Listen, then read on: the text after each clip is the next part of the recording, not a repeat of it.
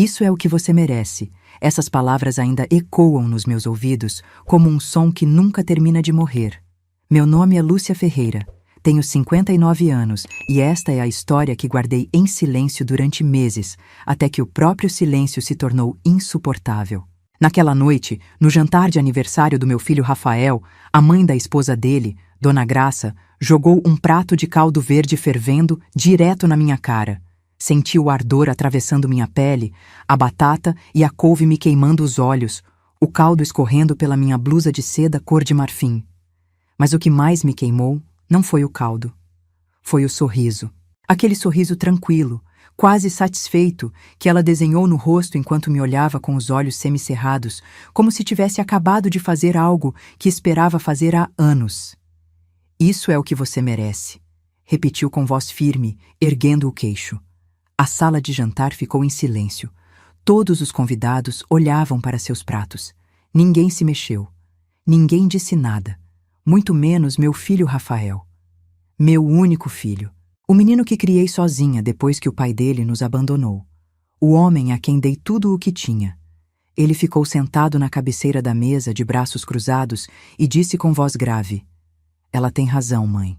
Senti que o chão se abria sob meus pés. Não gritei, não chorei, não perguntei por quê. Apenas peguei o guardanapo de tecido bordado que estava no meu colo, limpei meu rosto ardendo com toda a dignidade que me restava e me levantei da cadeira sem fazer barulho. Caminhei em direção à porta da sala de jantar com a coluna ereta, embora por dentro tudo em mim tremesse. O silêncio era ensurdecedor. Eu conseguia ouvir minha própria respiração, o barulho dos meus sapatos no piso de mármore, o ranger da cadeira quando me levantei. Ninguém ousou me olhar nos olhos. As mulheres fingiam ajustar seus guardanapos. Os homens estudavam o fundo de suas taças de vinho. Eram mais de 20 pessoas naquela mesa, e nenhuma delas teve a coragem de dizer uma palavra sequer em minha defesa. Passei por Fernanda, minha nora, que mantinha os olhos fixos no prato como se aquilo não tivesse nada a ver com ela. Passei por seu Armando, o marido de Dona Graça, que roncava baixinho no canto do sofá, completamente alheio a tudo, como sempre esteve alheio a tudo na vida. Passei pelos garçons uniformizados que fingiam não ter visto nada, e finalmente cheguei à porta. Mas antes de sair daquela casa, fiz algo que ninguém esperava. Tirei meu celular da bolsa, disquei um número que tinha guardado há semanas e disse apenas 3 palavras. Chegou a hora. Depois desliguei.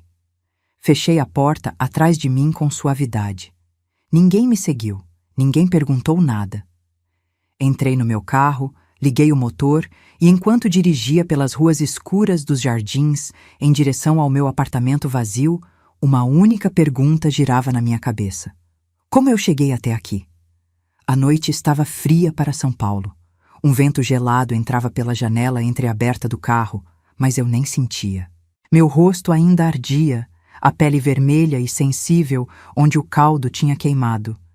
Eu podia sentir o cheiro de batata e couve impregnado no meu cabelo, na minha roupa, na minha pele. Um cheiro que eu nunca mais conseguiria sentir sem lembrar daquela noite. Porque houve um tempo em que Rafael me abraçava e me dizia: "Você é minha heroína, mãe." Houve um tempo em que eu acreditava que o amor de um filho era para sempre. Houve um tempo em que eu confiava. Mas naquela noite, com o rosto ardendo e o coração partido, entendi algo que jamais pensei que teria que aprender. Às vezes, as pessoas que mais amamos são as que mais nos traem. E às vezes, o silêncio é a única arma que nos resta. O que aconteceu depois daquela ligação, eles nunca esqueceram. Mas para entender por que fiz o que fiz, primeiro preciso contar como tudo começou. Como uma mãe que deu tudo, terminou sendo humilhada na frente de uma mesa cheia de estranhos.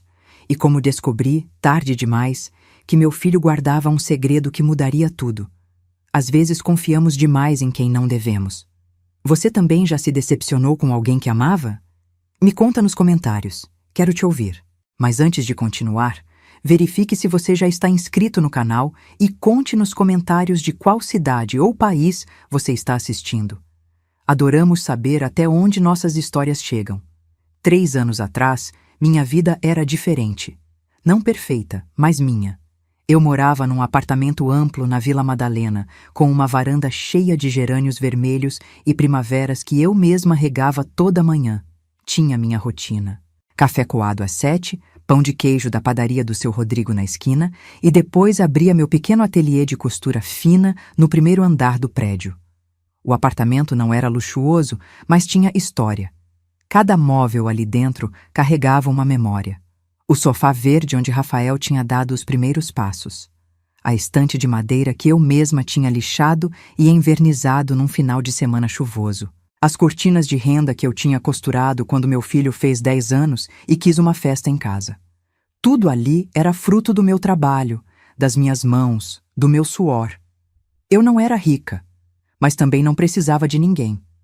Depois que o pai de Rafael nos deixou, quando meu filho tinha apenas 5 anos, aprendi algo que muitas mulheres demoram décadas para entender. Uma mulher pode sustentar uma vida inteira com as próprias mãos, sem pedir permissão a ninguém. O abandono foi repentino e cruel. Num dia, ele estava ali, prometendo que ia mudar, que ia arrumar emprego, que ia ser um pai melhor. No outro, tinha sumido, levando consigo o pouco dinheiro que tínhamos guardado e deixando apenas uma nota dizendo que não tinha nascido para aquela vida. Não nascido para aquela vida. Como se eu e Rafael fôssemos um peso, um erro, algo que atrapalhava os planos dele. Eu costurava vestidos de noiva, vestidos de debutante, blusas de renda para senhoras da sociedade que queriam parecer elegantes sem ostentar demais.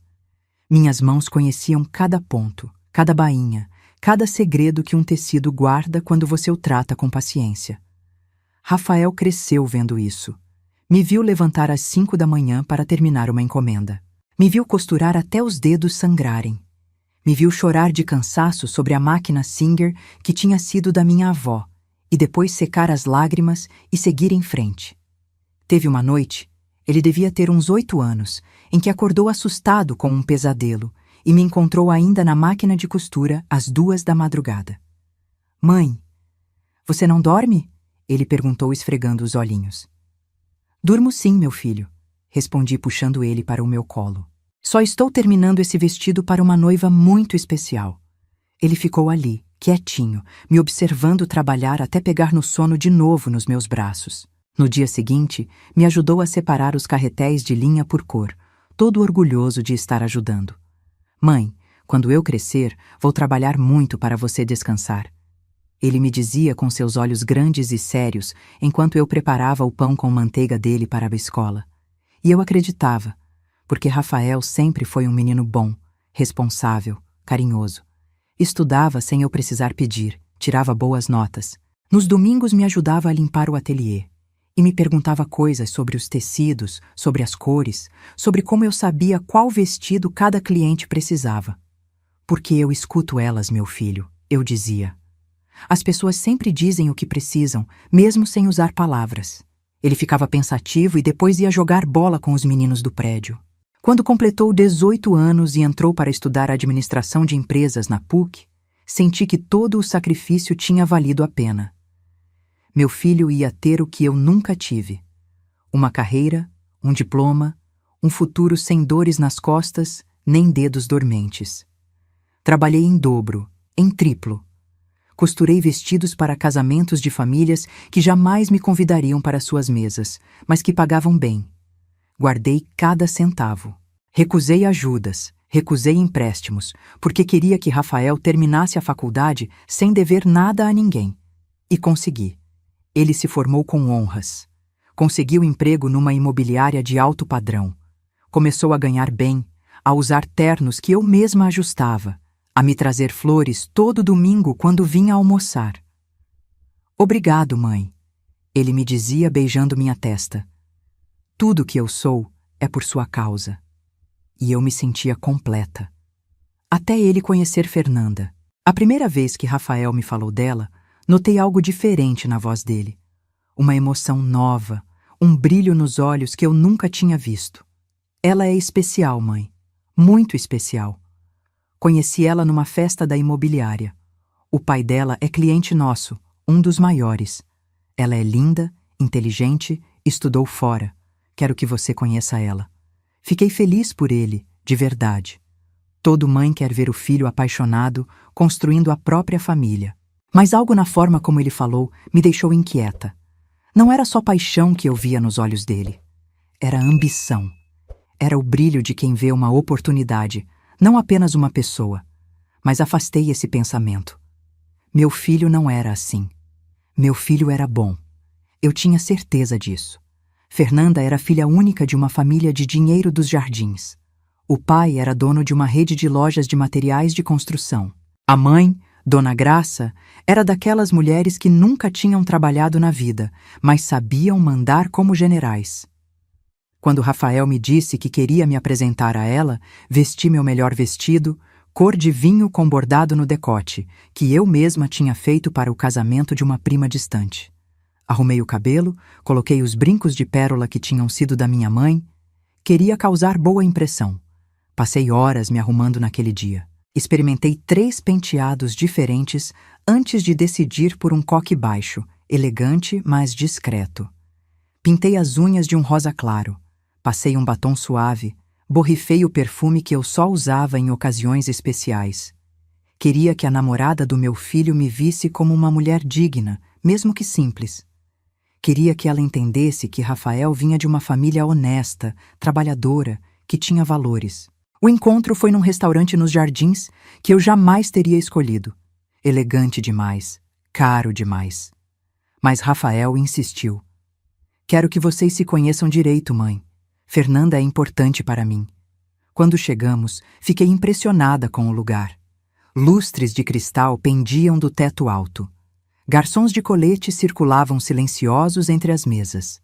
O cardápio não tinha preços, o que me deixou nervosa. Nunca tinha estado num lugar onde o cardápio não mostrava os preços. Isso significava que era caro demais para se preocupar com valores. Fernanda chegou com um vestido branco impecável e um sorriso que não chegava aos olhos. Era bonita, educada, mas fria. Conversamos sobre coisas sem importância. O tempo, a carreira dela em design de interiores, os planos de casamento que ela já estava imaginando, embora Rafael e ela estivessem juntos há apenas 6 meses. Eu sorri, assenti, fiz todas as perguntas certas, mas algo no meu estômago se retorceu quando ela disse: "Minha mãe está ansiosa para te conhecer, Dona Lúcia. Já falei muito de você para ela." A forma como ela disse Dona Lúcia soou estranha, como se meu nome precisasse de um título para existir no mundo dela, como se eu fosse a empregada, não a mãe do namorado. Semanas depois, fui convidada para jantar na casa dos Monteiro. A casa era exatamente como eu imaginei. Enorme, fria e cheia de coisas que ninguém precisa. Lustres de cristal, tapetes persas, quadros a óleo com molduras douradas. Tudo muito bonito, muito caro, muito sem alma. Era o tipo de casa que parece cenário de revista, não lugar onde pessoas de verdade vivem. Dona Graça me recebeu na porta com um sorriso que não chegou aos olhos. "Lúcia, que bom te ver. Entra, entra, fique à vontade."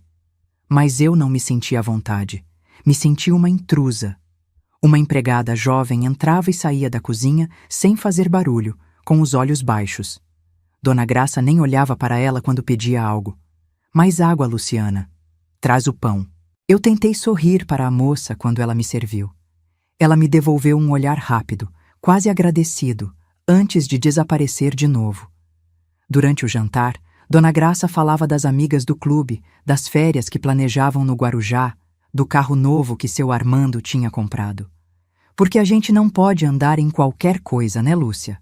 Tem que manter certo nível. Seu Armando, o marido dela, era um homem corpulento de voz rouca que mal me cumprimentou antes de voltar para a poltrona em frente à televisão.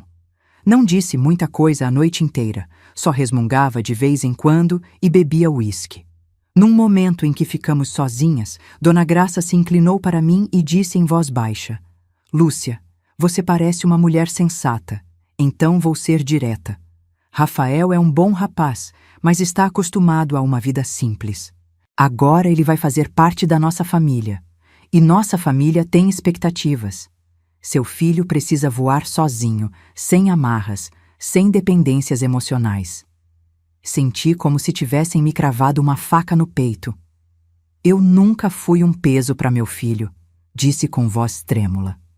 Claro que não, ela respondeu sorrindo. Mas agora Rafael tem outras prioridades. E tenho certeza que você, como boa mãe, vai saber se afastar quando for necessário. No final da noite, ela me deu uma caixinha de presente. Um mimo, Lúcia, para você lembrar de nós. Dentro havia uma xícara de porcelana fina, branca, com bordas douradas. Elegante, cara, fria.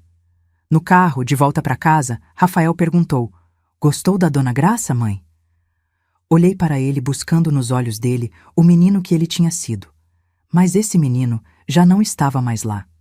Parece uma mulher forte, respondi escolhendo minhas palavras com cuidado. Naquela noite, a xícara de porcelana ficou sobre minha mesa, intocada. Era uma mensagem. Você não pertence ao nosso mundo. E eu tomei meu café na minha velha caneca de barro, a mesma de sempre, a que conhecia o sabor da minha vida. Os meses seguintes foram como caminhar descalça sobre cacos de vidro. Cada passo doía, mas eu seguia em frente sorrindo, dizendo para mim mesma que tudo ficaria bem, que era normal, que assim são as coisas quando um filho vai casar, que eu precisava aprender a soltar. Mas a verdade é que não estavam me deixando soltar. Estavam me arrancando. Rafael começou a me visitar menos. Antes vinha todo domingo sem falta. Chegava com pão de queijo, me ajudava a arrumar os móveis para limpar. Ficava para almoçar e me contava tudo sobre a semana dele. Mas depois daquele jantar na casa de Dona Graça, as visitas ficaram quinzenais, depois mensais, depois esporádicas. Sempre com a mesma desculpa. Desculpa, mãe. Fernanda e eu tínhamos compromisso com a família dela. Desculpa, mãe. Dona Graça nos convidou para almoçar no clube. Desculpa, mãe. Temos coisas do casamento para resolver. Sempre Fernanda. Sempre Dona Graça. Sempre elas. Eu dizia que não tinha problema, que entendia, que ele estava ocupado. Mas por dentro, algo ia morrendo aos poucos. Fiquei sabendo por acaso que teve uma despedida de solteiro para Rafael. Um churrasco na casa de seu Armando, com pagode, com os amigos da família de Fernanda. Ninguém me avisou. Também teve um jantar de ensaio num restaurante italiano caríssimo, com os padrinhos, com a família próxima. Ninguém me convidou. Quando perguntei a Rafael por que não tinha me incluído, ele ficou sem jeito. Ah, mãe, foram coisas pequenas, de última hora. Não quis te incomodar. Incomodar. Como se minha presença fosse um incômodo. Um dia, Fernanda quis que eu fosse junto escolher o vestido de noiva numa loja na Oscar Freire. Me emocionei. Talvez eu tivesse me enganado sobre ela. Cheguei meia hora antes na boutique. Fernanda chegou atrasada, acompanhada de Dona Graça e 3 amigas que não paravam de rir e tirar fotos. Fiquei sentada num sofá de veludo enquanto ela experimentava vestido atrás de vestido. Todos lindos, todos caros, todos iguais aos meus olhos. As amigas aplaudiam, Dona Graça dava ordens para a vendedora e eu ficava ali, calada, sem que ninguém me perguntasse nada. Quando saiu com um vestido, tomara que caía de renda francesa. Perguntaram minha opinião. Respirei fundo e disse a verdade. É lindo, mas acho que o corte tomara que caia não favorece tanto você. Você tem ombros delicados. Um vestido com mangas de renda ou alças finas realçaria melhor sua silhueta. O silêncio foi imediato. As amigas pararam de sorrir. Dona Graça me olhou com olhos frios. Fernanda soltou uma risada nervosa. Ah, bem, é que esse tipo de vestido é o que está na moda, Dona Lúcia. Não sei se a senhora está muito atualizada com as tendências. Suas amigas riram baixinho, mas o suficiente para eu ouvir.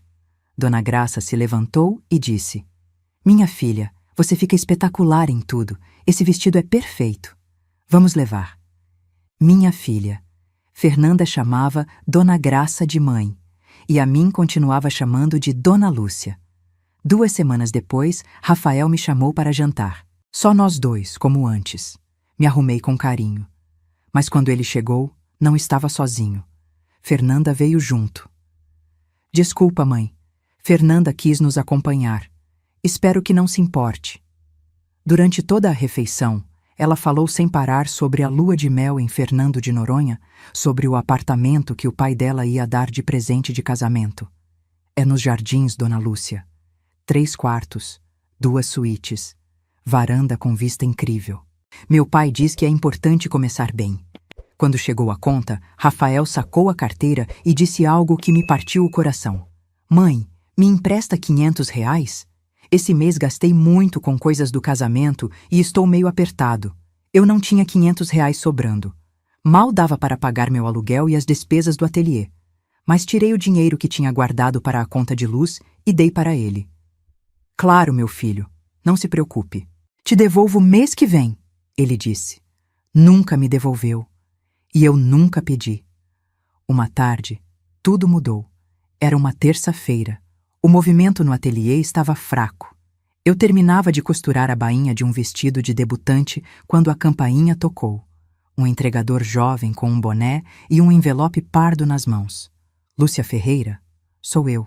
Assina aqui, por favor. Assinei sem pensar. Fechei a porta e olhei o pacote. Não tinha remetente, só meu nome escrito à mão com tinta preta. Algo no meu estômago se retorceu.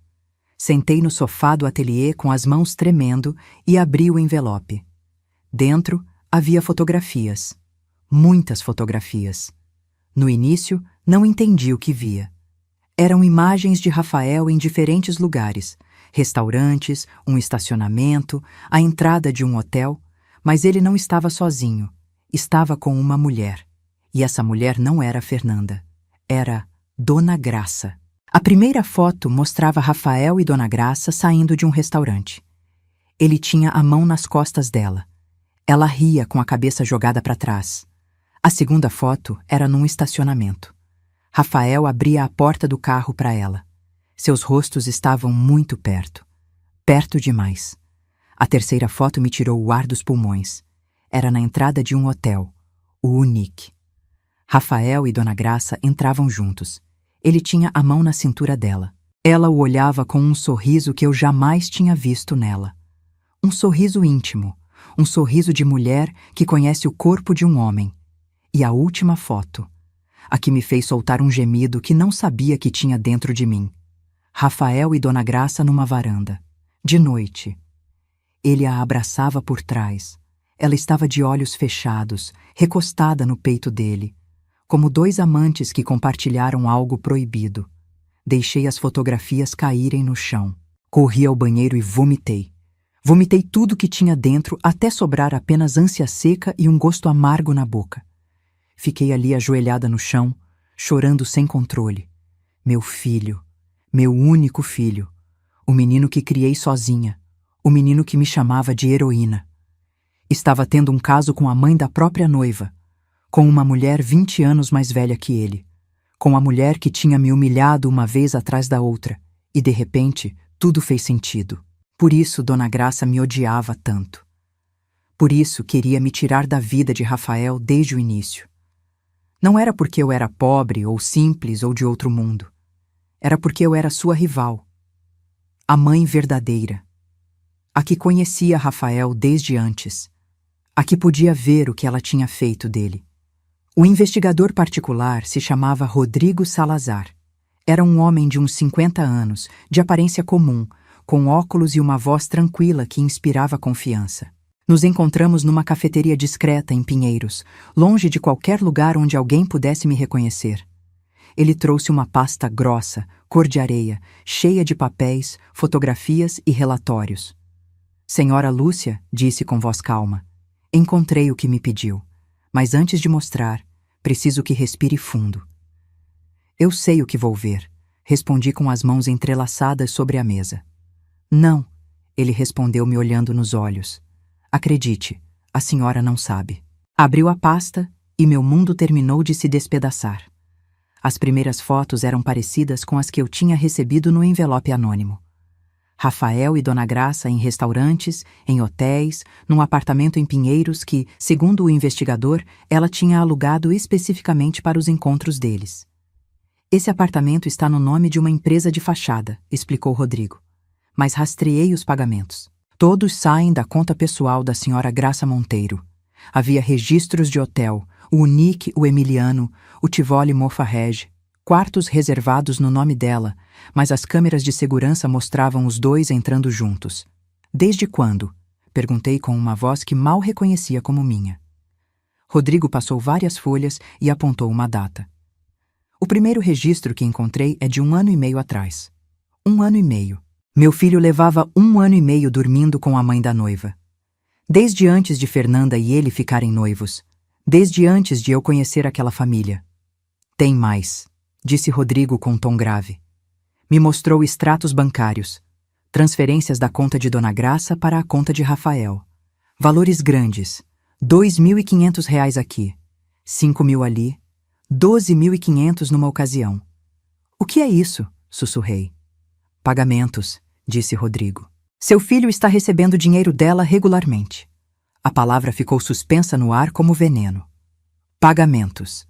Meu filho não estava apenas tendo um caso com aquela mulher.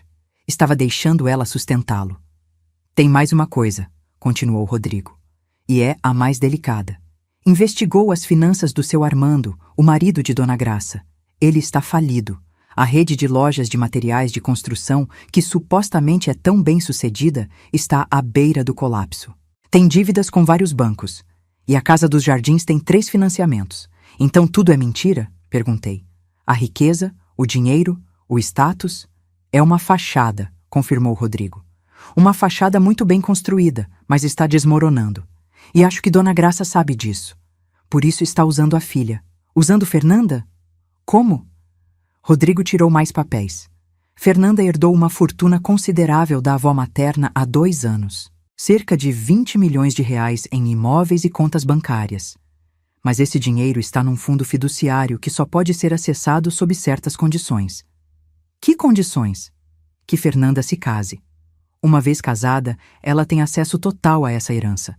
E se algo acontecer a Fernanda estando casada, o dinheiro passa automaticamente para o cônjuge.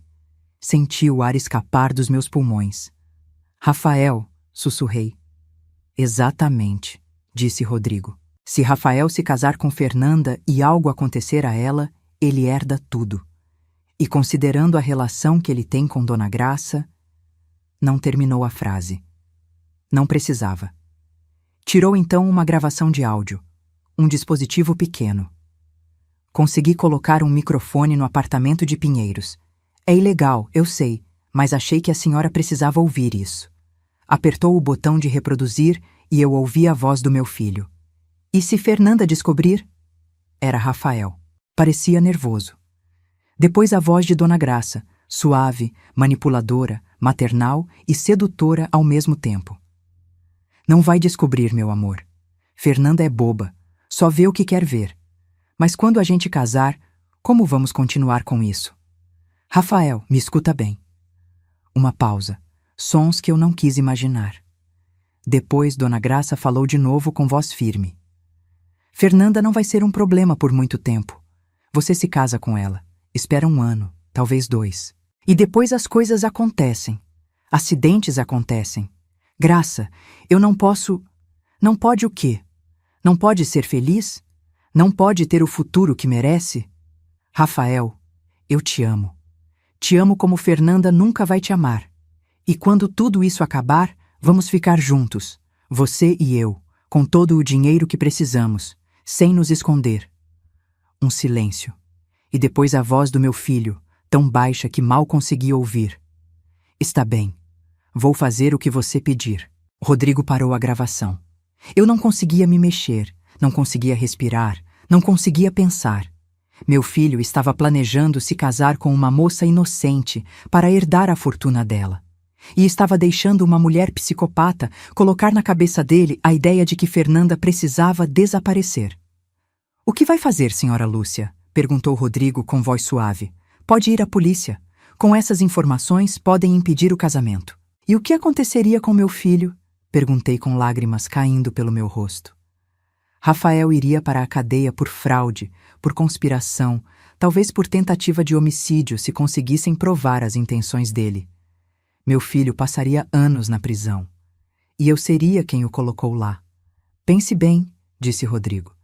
E quando decidir o que fazer, me liga. Fiquei sentada naquela cafeteria por horas. Pensei em ir à polícia. Pensei em falar com Fernanda, alertá-la, salvá-la. Pensei em confrontar Rafael, gritar com ele, perguntar como ele tinha conseguido se transformar nisso. Mas não fiz nada disso, porque eu precisava de algo mais do que justiça. Precisava que Rafael visse, que entendesse, que sentisse o peso do que tinha feito. Precisava que Dona Graça perdesse tudo o que tinha conquistado com suas manipulações. E precisava fazer isso de um jeito que ninguém pudesse dizer que eu fui a vilã. Então liguei para outra pessoa, seu Sebastião Estrada, o avô de Fernanda, o pai de Dona Graça, o viúvo da mulher que tinha deixado aqueles 20 milhões de reais em fundo fiduciário para a neta. Eu o tinha conhecido meses antes numa reunião de família. Foi num almoço casual na casa de Dona Graça. Eu estava calada no meu canto, invisível como sempre, quando seu Sebastião sentou do meu lado. A senhora é a mãe do rapaz, né? Ele perguntou com voz rouca, mas simpática. Sou sim, senhor. Sou Lúcia. Lúcia, ele repetiu experimentando meu nome. Bonito nome. E o que a senhora faz, Lúcia? Tenho um ateliê de costura. Faço vestidos, arrumações. Ah, trabalha com as mãos. Igual a mim. Gosto disso. Gente que trabalha com as mãos tem alma. Conversamos durante todo o almoço.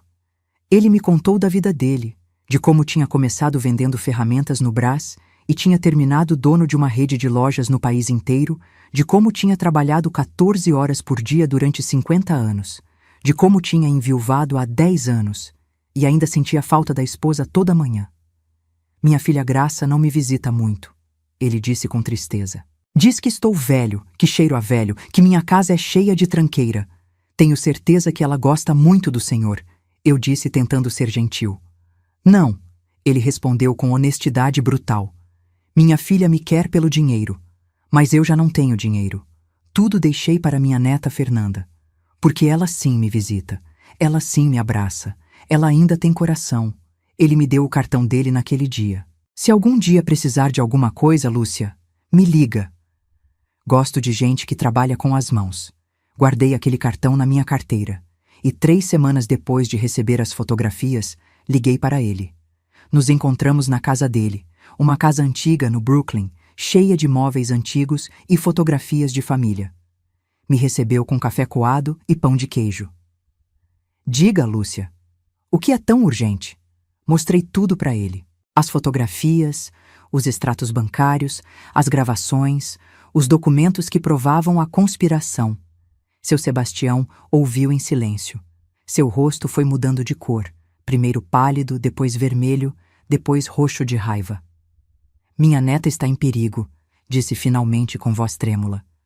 Sim, senhor. E seu filho? Seu filho faz parte do plano? Sim, senhor. Por que está me contando isso? Por que não vai à polícia? Demorei para responder. Porque tinha que ser honesta. Porque se eu for à polícia, meu filho vai preso. E por mais que ele tenha me traído, por mais que tenha se transformado em alguém que não reconheço, ainda é meu filho.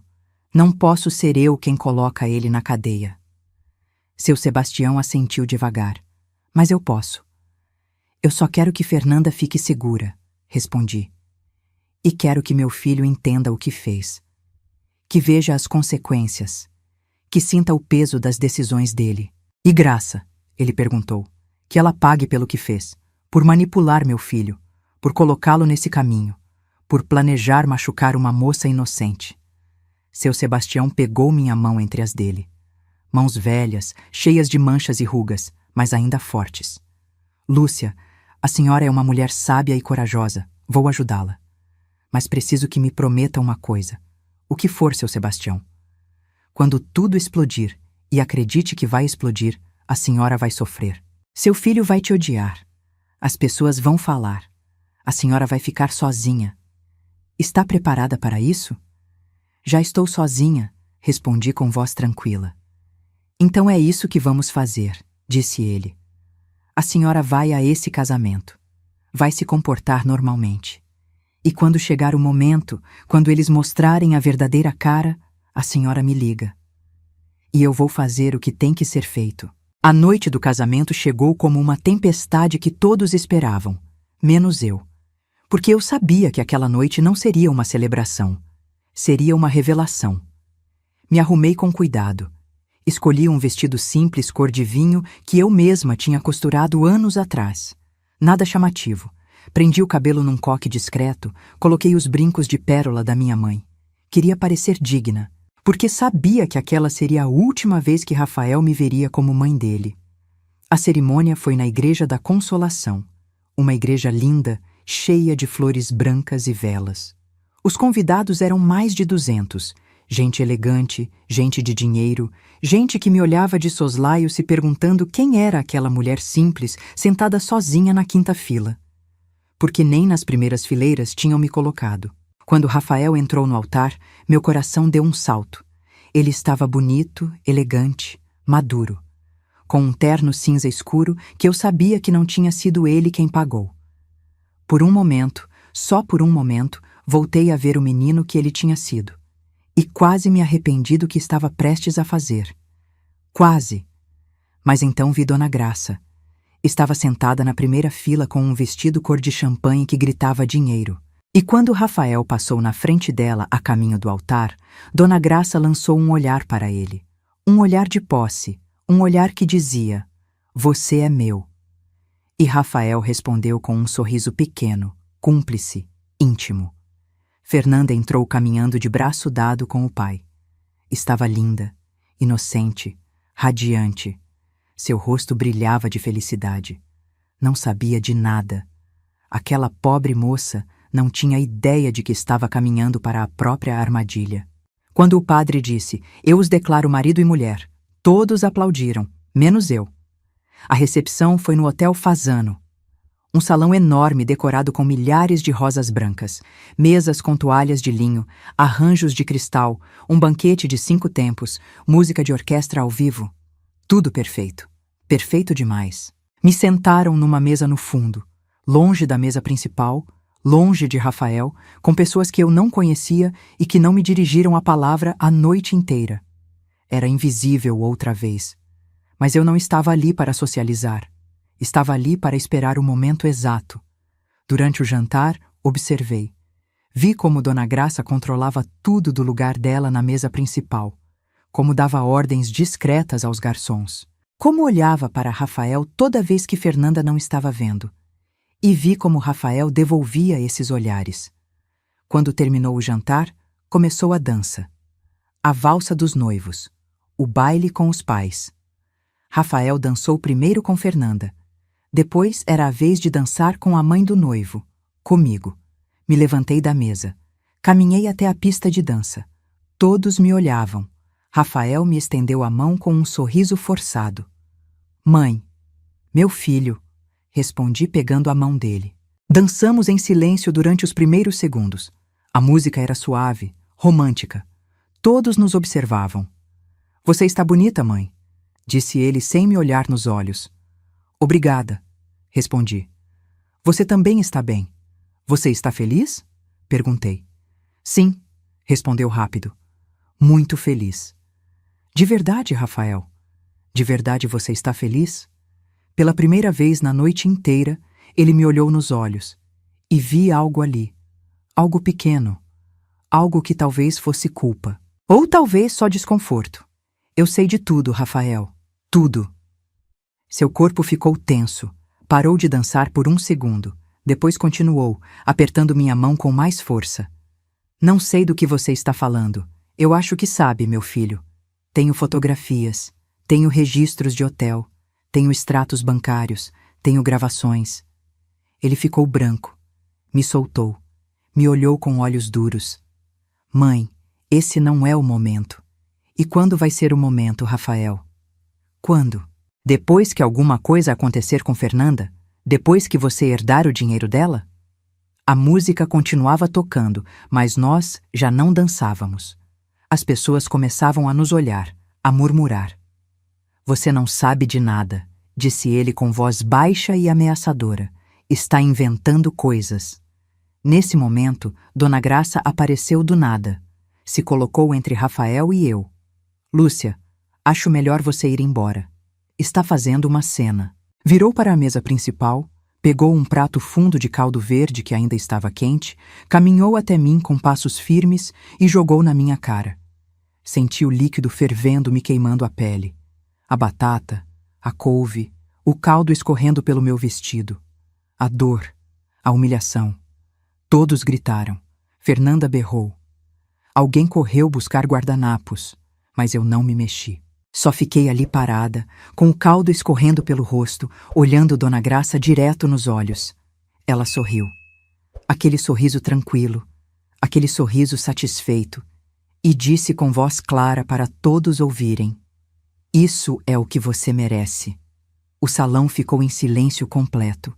E então Rafael, meu filho, meu único filho, o menino que eu tinha criado sozinha, cruzou os braços e disse: "Ela tem razão, mãe." Peguei um guardanapo da mesa mais perto e limpei meu rosto ardendo com toda a dignidade que me restava. Depois caminhei em direção à saída do salão com a coluna ereta, sem correr, sem chorar, sem dar a eles a satisfação de me ver destruída. Mas antes de sair, tirei meu celular da bolsa, disquei o número que tinha guardado e disse apenas 3 palavras. Chegou a hora. Às 11 da noite, seu Sebastião chegou ao Hotel Fasano com seus advogados e 2 viaturas de polícia. Mostrou as provas para Fernanda.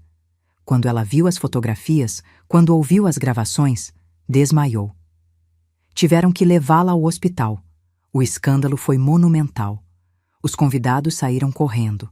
Dona Graça tentou negar tudo. Disse que as fotos eram editadas, que as gravações eram falsas. Ninguém acreditou. O casamento foi anulado naquela mesma noite. O fundo fiduciário foi congelado.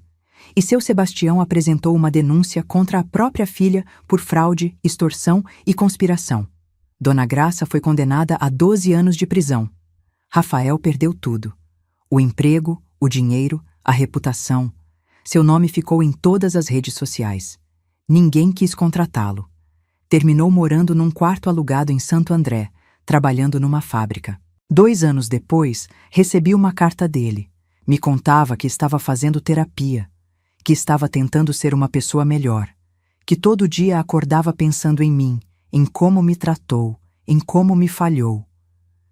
"Não espero que você me perdoe, mãe", ele escreveu. "Só espero que saiba que estou tentando e que te amo. Sempre te amei. Mesmo quando minhas ações diziam o contrário. Ainda não respondi essa carta, mas acho que em breve vou responder. Porque aprendi que perdão não é esquecer o que aconteceu.